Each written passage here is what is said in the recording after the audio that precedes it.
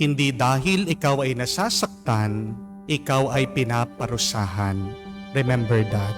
It is not because you feel pain, you are being punished. Hindi dahil ikaw ay nahihirapan, ikaw ay masama na. Halimbawa, hindi lahat ng may utang may bisyo. Meron nagkaroon ng utang dahil niloko, in-scam ng ibang tao. Amen? Merong kapos sa pera dahil nagkaroon ng sunod-sunod na problema sa pamilya. Nagkasakit ang mga magulang, pinag-aral ang mga anak, pati ang mga pamangkin. Nagkaroon ng sira ang bahay na kailangan pagawa at unahin. Hindi rin ibig sabihin ang lahat ng mga nagkasakit ay pabaya sa kanilang pangangatawan. Amen?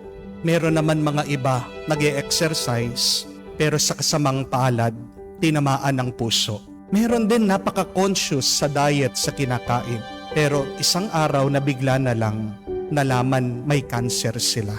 Hindi rin ibig sabihin na dahil pinagtaksilan ng mister, isa na siyang masamang asawa. Amen? Meron din diyan napakasipag, madasalin, maalaga sa kanyang asawa, sa kanyang mga anak, pero nakuha pa na pagpalit ng mister niya.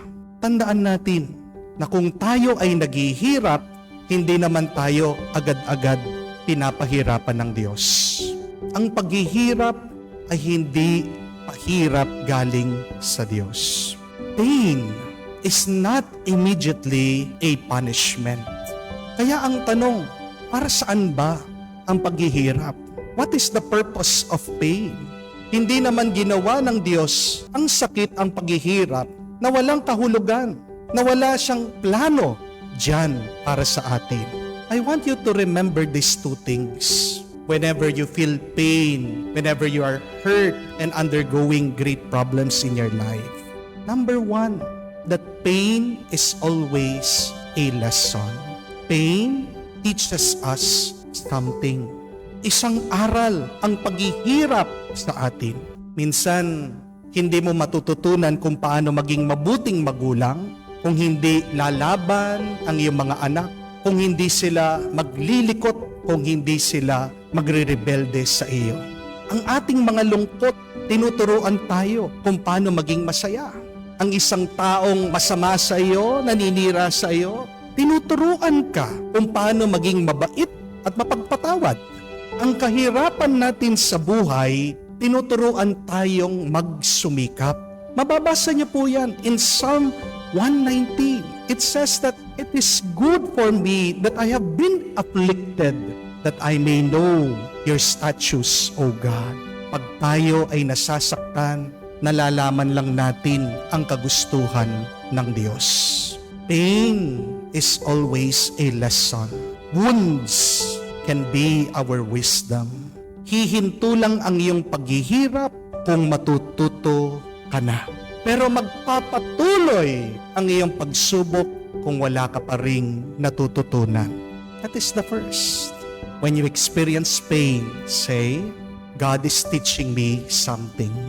But secondly, pain is a way to reveal what is true. Pain can be a way to give a testimony for God.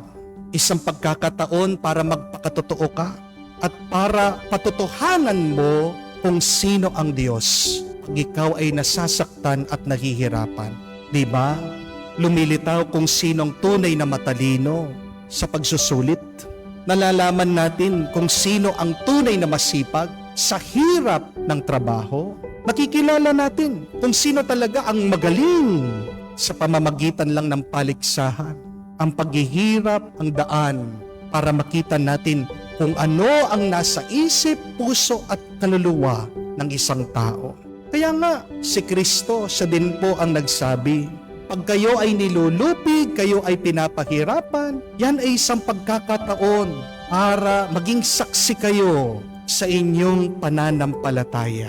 Ano kaya ang makikita ng mga tao tungkol sa atin kung tayo ay pahihirapan?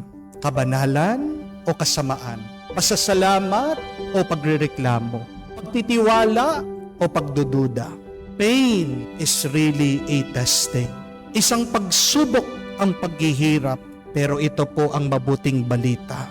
Ang mga nagtitiwala sa Diyos, hindi sila pinapabayaan na dumaan sa hirap na hindi niya binibindisyonan. Remember that is the good news. That the faithful and the righteous will be blessed by God before their suffering, before their testing. Kaya nga, kung meron kang utang, tandaan mo, paraan yan para patunayan mo ang Diyos mayaman at nagpupuno.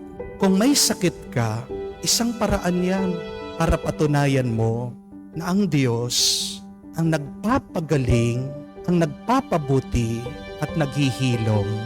Kung may away sa inyong pamilya, kung hindi kayo magkasundo ng iyong asawa, isang pagkakataon yan para patunayan mo na ang Diyos ay maawain, mapagpatawad at mabait. Kung nagsasawa ka na sa trabaho mo, nabibigatan ka na, napapagod ka na, isang paraan yan para patunayan mo na ang Diyos ay buhay at ang ating lakas. Wala pong tao ang hindi nasasaktan. Amen? Wala pong tao ang hindi nahihirapan. Ang tanong, ano ang iyong nang natutunan sa iyong paghihirap? Ang tanong, ano na ang nakita sa iyo, lumitaw sa iyo sa iyong pagsubok? Ang tanong, naging totoo ka ba sa iyong pananampalataya sa gitna ng iyong paghihirap?